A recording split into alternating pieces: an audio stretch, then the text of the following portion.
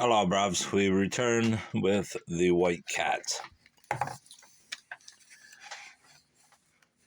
by Gelett, Burgess. Chapter 7. We met next morning in the library, for I could move alone now and had gone down early. My hostess, dressed in white duck, was in her most exquisitely graceful mood, quite the delicate, refined, intense woman I had first known. "Do you really think that it's safe for you to leave today?" she asked, when I had announced my intention to her. "I am afraid we shall miss you very much, Mr. Castle. I feel quite as if I had made a friend. If you do, it more than repays me for my accident, Miss Fielding. It only remains for you to prove it by permitting me to do something for you." She smiled quickly. "Stay here a while longer, then." You know how glad I'd be to, but I really must get back. I've imposed on your hospitality unconscionably already." "Oh, well," she turned to the window. "If you're going to pay me the conventional compliments, we won't press it. If you knew what an immensely unwarranted interest I've begun to take in you, you'd spare me," I replied. She held out her hand to me, her graceful fingers slightly divergent, exquisitely poised. "Thank you for your gallantry," she said. "You came out of the dark. We're literally dumped here, you know, and it has been wonderful that we have understood each other as well as we have." She stayed my interruption with a wave of her hand. "Oh, I understand you. I think at least well enough to be sure of you. But let's be frank, you don't quite understand me yet. You don't quite approve of me. Nevertheless, you like me and we can be friends. It may indeed be that I shall put you sometime to the test and give you the chance of proving it. Until that time comes, you'll have to stay on the island, Mr. Castle, I'm afraid." I saw by these words that she must have forgotten her revelations of the night before. It didn't seem quite fair not to let her know. So, risking her displeasure, I came out with it. "May I venture to remind you of what you said last night?" She looked hard at me. "What did I say? What do you mean?" "About what? We talked of so many things, you know." She was embarrassed, on the defense, watching eagerly my first word of enlightenment. "About your memory," I prompted. "My memory? I don't quite recall." Her lips were parted and her fists closed a little as she waited. "About your having amnesia, you know." Her hand went to her heart. "I only mention it," I said, "because I don't want to take advantage of any ignorance you may have concerning my position and what I do know. If you have forgotten, possibly, I think I ought to tell you, for I can't pretend to be on the island when I am not. It seems to me that quite in spite of myself, I've got off it. What you said about Dr. Copen." She caught me up now, a little wildly, discarding further attempt at evasion. Her face had suddenly grown white. "What did I say?" she asked. "Oh, only that he was treating you for the amnesia," I replied. I couldn't possibly repeat the rest of it. She put her hands to her face for a moment, hiding its expression. Then she withdrew them, compressed her lips, and tipping her head back a little, shook it with the old gesture as if to regain control of herself. Then she came up to me and put both her hands at my shoulders. "It isn't your fault, I know, Mr. Castle, but you are off the island, and I'm afraid that it's all over now." "Isn't it really all begun, rather?" I replied. Her hands dropped to her sides, and she walked away to the window. "Oh, I don't know. I don't know," she moaned. "You have made me think terrible things. But never mind. I didn't want you to know about me. I hoped we could be friends without. I couldn't risk it. I can't risk it now. You mustn't try to find out. You mustn't even wonder. Just be a little sorry for me and wait." She sat down in the broad window seat and laid her head back for a moment among the silk pillows, with a wearied settling of her body, closing her eyes. I didn't know what to say or do, so I did nothing, and was silent. She sat up again, took the crystal prism that still lay there, and gazed into it abstractedly, as if she were seeing abstractedly, as if she were seeing visions. Then, still holding it, she looked up at me with a faraway smile. It was a new expression I saw on her face. It had the pathetic look of some elf lost in a strange, terrible land. At last she said, "Come over here and sit down beside me, please."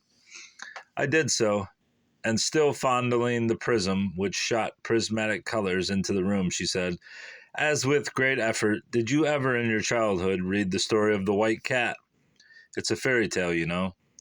The name had struck me as familiar when she used it before, but I could not recall the story. "It was one of those tales of the three quest, wasn't it?" I said. "Yes. There are many variations of the same thing. It is the story of a king and his three sons. The father decided first to leave his throne to the one who would find the smallest dog in the world. Then he gave them another quest to find a piece of cloth that would go through the eye of a needle.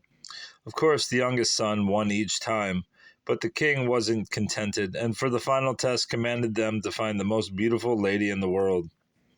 And the youngest son won, of course. He always does, but he never plays fair. He was always helped by a fairy godmother or something. Of course, such are the ethics of fairyland. This prince was helped by a white cat. While he was on his TV travels, he found her castle in a deep forest, and he was carried in by invisible hands. Just like me, I remarked. She looked at me for a moment with an amusing expression of surprise, and a timid smile crept to her face. "That's so, isn't it? How queer. Why, I'll have to give you my little Hiawatha to carry it out, won't I? Will you take him?" "Oh, if you would," I said, "I'd love to have him. It will be delightful to have something that has belonged to you. He's not the smallest dog in the world, but he's yours." "And the third quest," I reminded her. "The third quest was the hardest of all. He came to White Cat's castle again, and he stayed a year. They had a most delightful time together." "I can understand that, just as we have had." Her gaze went down to her feet. "Yes, just as we have had here at Mid Meadows." I reached over and took the prism from her hand. I couldn't help wanting to touch her, however, casually. "And of course, you don't need to tell me. He did find the fairest lady in the whole world." She smiled dimly and clasped her hands. "Thank you," she said, not too absorbed to pay me most graciously for my compliment. Then, more seriously, she added, "Yes, I am the White Cat. That is the way you must think of me when you have gone. The enchanted White Cat." I dared not answer. All the peculiar mood she had shown me came up for a new vision. She knew that something was the matter, something of which her amnesia was only a symptom. She had never come so close to it before. I stooped down, took her hand, and carried it to my lips. "White Cat," I said, "I don't know whether you are enchanted or not, but I know you're enchanting. Be careful, I don't scratch you," she said, a little bitterly. White Cat never did that, I'm sure. Yes, once, when she was invisible. The prince doubted her. "Do you know how it ended?" she asked. "How?" White Cat told the prince that, to destroy the fatal work of the fairies, it was necessary for him to cut off her head and her tail and fling them into the fire. She put her hand gently upon mine. "Would you do that for me if I asked it?" I puzzled with it. There was something tragic in her tone, but I was quite at a loss to interpret her symbolism. "Would it ever come to that? Are you likely to call on me?" I asked her. She tipped back her head again, shaking away some unpleasant idea. This is only the first quest, you know. You may never come again to my palace, but would you?" A dreadful meaning came straight from her eyes to mine. "No, I'm afraid I would not. It would be too terrible." She threw off a little laugh, a light laugh, and rose. Let me start that over. She threw off a light laugh and rose and walked to the bookcase beside the chimney.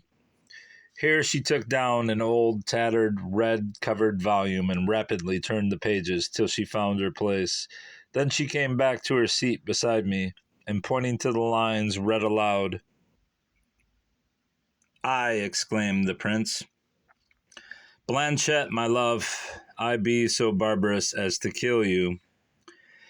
You would doubtless try my heart, but rest assured it is incapable of forgetting the love and gratitude it owes to you. No, son of a king, continued she, I do not suspect thee of ingratitude. I know thy worth. It is neither thou nor I who is this in this affair who can control our destiny. Do as I bid thee. We shall both of us begin to be happy.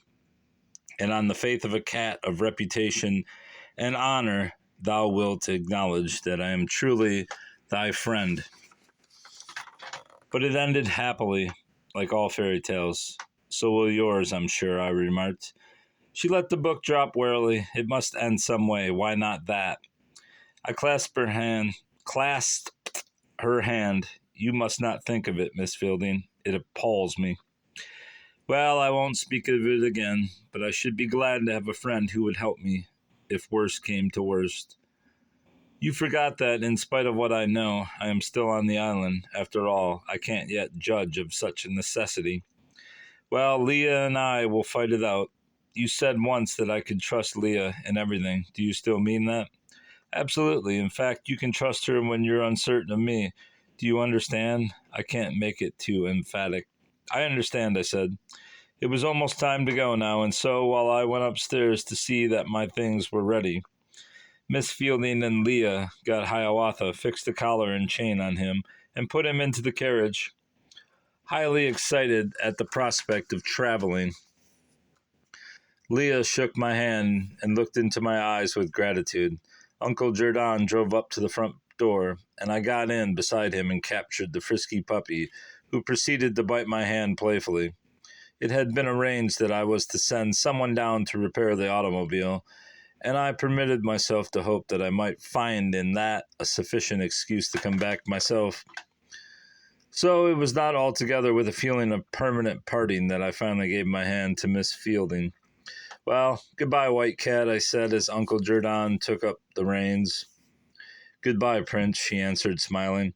We drove off, and as we turned into the long lane which led to the high road, I saw the two women standing in the sunshine at the front door and waved a last farewell to them. With all the sinister suggestions that had been crowding upon me, I could not bear to leave them alone. White Cat, was still echoing in my ears. Uncle Jerdon winked at me. Lord, she's as crazy as the loon, ain't she? Do you think so? I asked coldly. Plumb crazy. She ought to be into an asylum, and would be if she had any folks to send her there. But she's a dandy when she's all right. You can bet on that. I did not encourage him to go on, and for the rest of the way to the station we talked of his rheumatism and the extravagance of his nephew's second wife. And that commences or ends the first part of this book, and we will continue with Part 2 next time. Goodbye. Good boy.